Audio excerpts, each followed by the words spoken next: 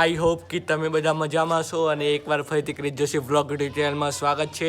तो घणा दिवसों व्लॉग बनाવું છું અને અત્યારે થઈ રહી છે 1:42 એટલે કે દોઢ વાગી ગયો છે। 10 મિનિટ તેનાથી પણ વધારે થઈ ગઈ છે અને હું વિજ્ઞાન મેળામાં ગયો તો તમને બધાને ખબર છે। અને એ પછી મારી શાળામાંથી બધા પ્રવાસ ગયા હતા। હું પ્રવાસ ગયો નથી કારણ કે હું કાઠિયાવાડ ઓલરેડી દિવાળીના વેકેશનમાં જઈ આવ્યો હતો અને એના મેં ખાસા વ્લોગ બનાવ્યા હતા 3-4 પણ અપલોડ નહોતા કર્યા, પછી ટાઈમ નહોતો મળ્યો એટલે એમાંથી 1-2 વ્લોગ અપલોડ કર્યા હતા। જો તમે ના જોયા હોય તો તેનું લિંક ડિસ્ક્રિપ્શનમાં મૂકી દઈશ। તો આજે હું પહેલા વ્લોગમાં મેં કીધું હતું કે હું અંબાજી જઈશ, તો આજે હું જઈ રહ્યો છું અંબાજી। તો શરૂ કરીએ હવે આજના વ્લોગ। અને એક વાત એ બીજી કે અંબાજીનો હું શક્ય હશે તો આખો વ્લોગ બનાવીશ, નકર તો જે રાતનો નાઇટ શો છે તેનો વ્લોગ બનાવવાનો છું। તો તમે તો આ જે વ્લોગ બનાવીશ તો તેમાં તમને તે જોવા મળશે। તો વ્લોગ પૂરો જોજો, સ્કીપ કરશો તો ખબર નહીં પડે। તો શરૂ કરીએ હવે આજનો આ વ્લોગ।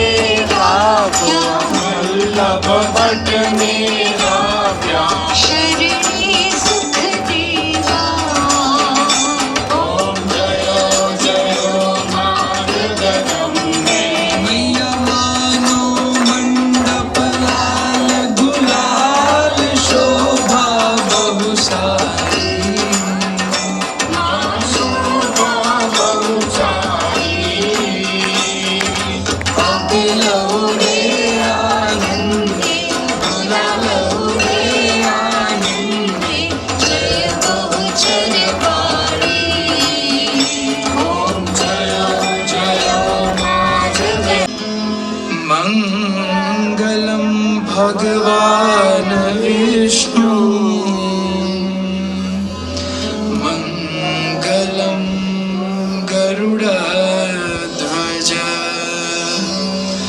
मंगलम कुंडलीकाक्ष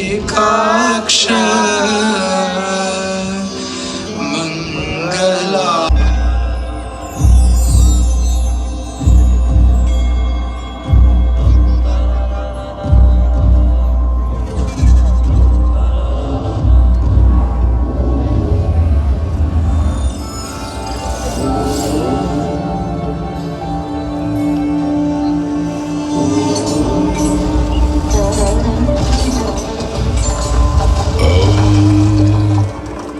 अम्बे अम्बिके अम्बालिके नमानयति कश्चन ससत्स्यश्वक सुभद्रिकां काम्पीलवासिनीं।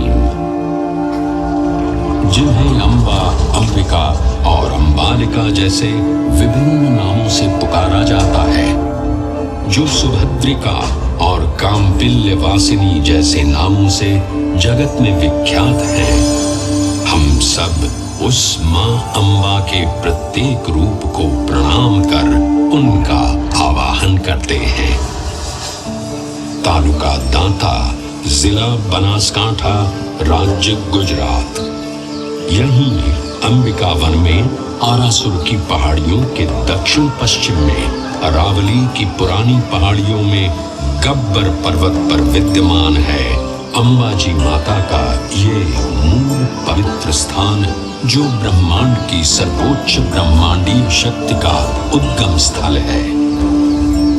देवी पुराण में वर्णित मां शक्ति के 51 शक्ति पीठों में से एक इस प्राचीन मंदिर में करोड़ों श्रद्धालु मां अंबा का आशीर्वाद लेने आते हैं। इन शक्ति पीठों के बनने के संदर्भ में अनेक पौराणिक कथाएं जनमानस में प्रचलित हैं। उन्हीं में से एक कथा है प्रजापति दक्ष और मां सती की। एक बार प्रजापति दक्ष ने संसार का पूर्ण रूप से संचालन करने हेतु एक सभा बुलाई। उस सभा में सभी देवी देवताओं के साथ ब्रह्मा, विष्णु और महेश भी उपस्थित थे। प्रजापति दक्ष के आगमन पर सभी उपस्थित देवताओं ने अपने स्थान पर खड़े होकर उनका आदर किया, परंतु भगवान शिव ने ऐसा नहीं किया।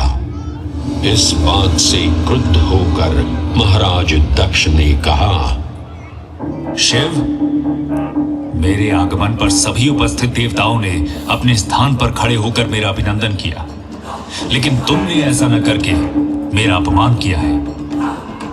तुम जैसे मुंडधारी, गले में नाग को लपेटे, शरीर पर शमशान की भस्म लपेटे प्रेत को तो इस सभा में बुलाना ही नहीं चाहिए था। परंतु मेरे दामाद होने के कारण तुम्हें इस सभा में बैठने की अनुमति मिली। ये सब ज्ञात होते हुए भी तुम्हारा यह दुर्व्यवहार हमें स्वीकार नहीं है। हे प्रजापति, अगर आपको ऐसा लगता है कि मैंने खड़े ना होकर आपका अपमान किया है, तो मैं क्षमा प्रार्थी हूँ। आप मेरी अर्धांगिनी सती के पिता हैं। मैं भला आपका अनादर कैसे कर सकता हूँ? मेरे हृदय में आपके लिए सदैव आदर एवं प्रेम ही है। तुम अपने प्रपंचों से मेरी पुत्री सती को भ्रमित कर सकते हो शिव, परंतु मुझे नहीं। मैं अभी तुम्हें इस दुराचार का दंड दूंगा। जाओ, मैं तुम्हें श्राप देता हूं शिव कि इस संसार में अब जब भी कोई यज्ञ का आयोजन होगा, तुम सभी यज्ञों से बहिष्कृत रहोगे।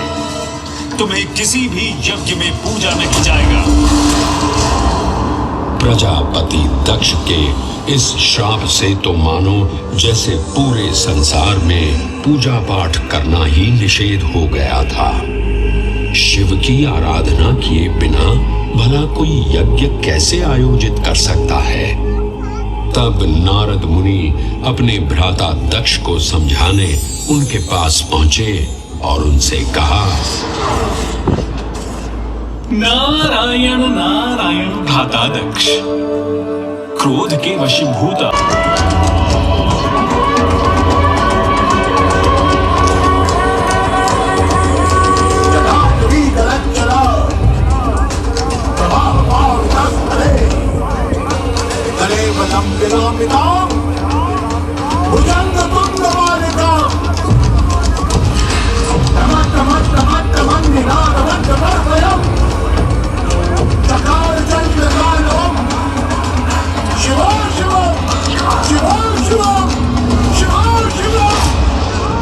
तांडवरत शिव यज्ञ स्थल पर पहुंचे और सती की दिव्य देह को अपने हाथों में उठाकर चारों दिशाओं में विचरण करने लगे।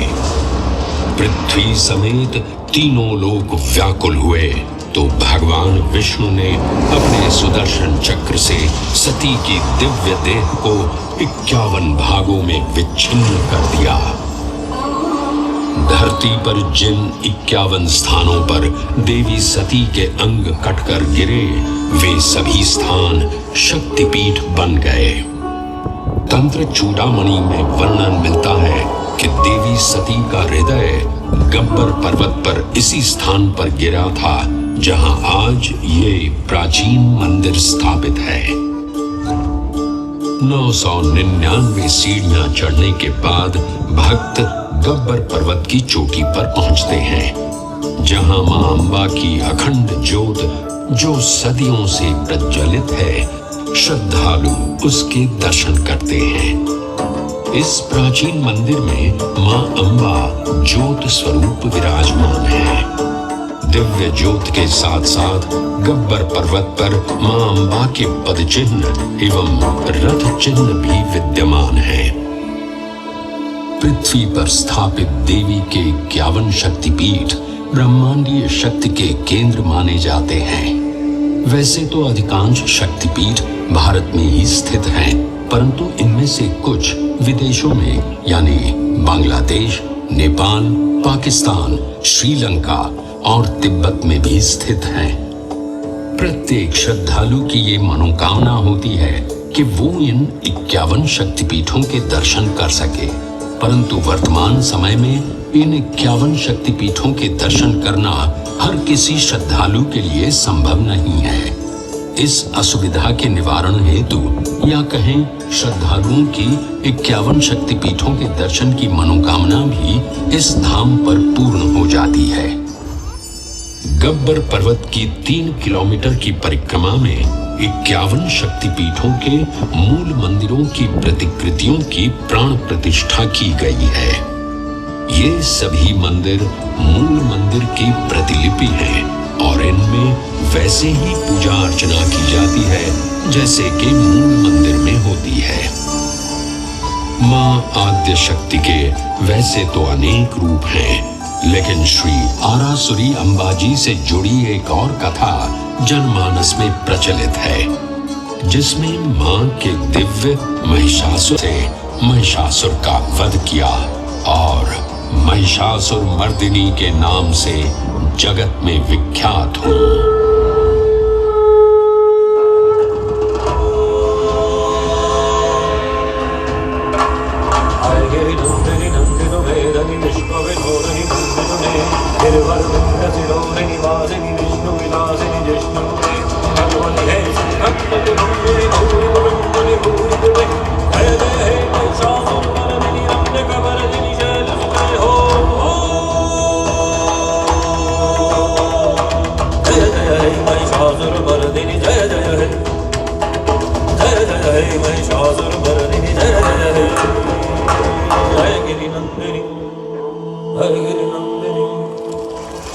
महिषासुर मर्दिनी के वात्सल्य रूप को मां अम्बा माना जाता है।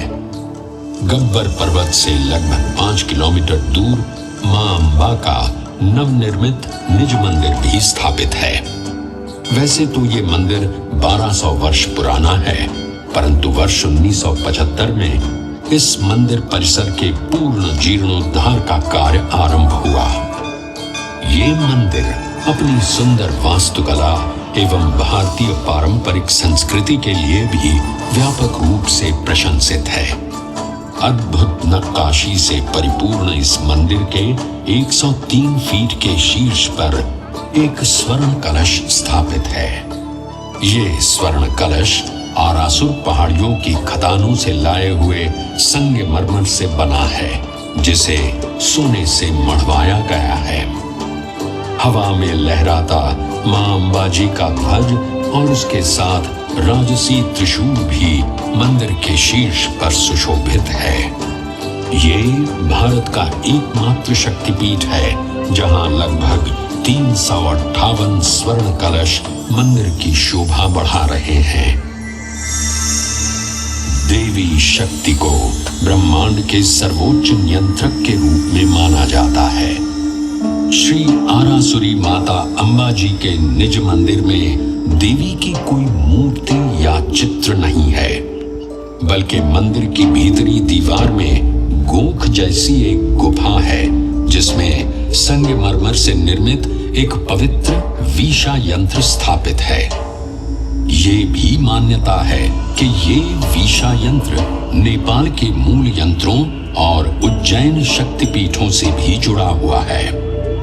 इस वीशा यंत्र में इतना तेज है कि इसकी पूजा यहाँ के पुजारी आज भी आंखों पर पट्टी बांधकर करते हैं। निज मंदिर के पवित्र गोख में विराजमान देवी शक्ति को एक दिन में 3 रूपों में सजाया एवं पूजा जाता है। प्रातः काल में मां अम्बे के बाल्य रूप को प्रसाद के रूप में बाल भोग के साथ पूजा जाता है, तो दोपहर को सोने के थाल में राजभोग प्रसाद के साथ यौवन रूप की पूजा की जाती है। सायंकाल में सायं भोज के साथ प्रौढ़ रूप में उन्हें पूजा जाता है। मुख्य मंदिर में स्थापित मां अम्बा की चांदी की पादुका हो या मां के गोख के ठीक सामने देवी के पवित्र सिंह की मूर्ति हो, भक्त श्रद्धा भाव से अपना शीश झुकाते हैं। श्रद्धालु मां के शेर को कंकु पूजा करके पूजते हैं। इसी निज मंदिर के सामने चाचर चौक है, जहां एक अखंड ज्योत आज भी प्रज्वलित है। पौराणिक कथा के अनुसार इस अखंड ज्योत को मां अम्बा के भक्त अखेराज ने प्रज्वलित किया था। हर युग में मां अम्बा ने अपने भक्तों का उद्धार किया है और उन भक्तों में मर्यादा पुरुषोत्तम प्रभु श्री राम का नाम भी आता है। त्रेता युग में घटित ये किंवदंती आज भी यहाँ सुनाई पड़ती है। माना जाता है कि सीता माता की खोज करते हुए भगवान श्री राम और लक्ष्मण अरबुदा के जंगलों में आए थे। यहाँ उनकी भेंट ऋषि श्रृंगी से हुई। ऋषि श्रृंगी ने ही श्री राम को देवी शक्ति की आराधना करने के लिए प्रेरित किया। मर्यादा पुरुषोत्तम बन, जिससे इस देवस्थान की गरिमा उत्तरोत्तर बढ़ती जाए। इन प्रयासों को प्रोत्साहित करने हेतु उनका समर्थन और कोई नहीं बल्कि हमारे देश के माननीय प्रधानमंत्री श्री नरेंद्र मोदी जी तब से कर रहे हैं जब वो इस राज्य के मुख्यमंत्री थे। 51 शक्तिपीठों की प्रतिलिपि को इस देवस्थान पर स्थापित करना उन्हीं की सृजनात्मक सोच का परिणाम है, जिससे कि हर श्रद्धालु अपने देश में एक स्थान पर ही सभी 51 शक्तिपीठों के दर्शन कर सके। सन 2008 में 51 दे, हृदय में ज्ञान दे, चित्त में ध्यान दे, अभय वरदान दे। दुख को दूर कर, सुख भरपूर कर, आशा को संपूर्ण कर, सज्जन जो हित दे, कुटुंब में प्रीत दे, जग में जीत दे, माया दे, साया दे और निरोगी काया दे। मान सम्मान दे, सुख समृद्धि और ज्ञान दे, शांति दे, शक्ति दे, भक्ति भरपूर दे।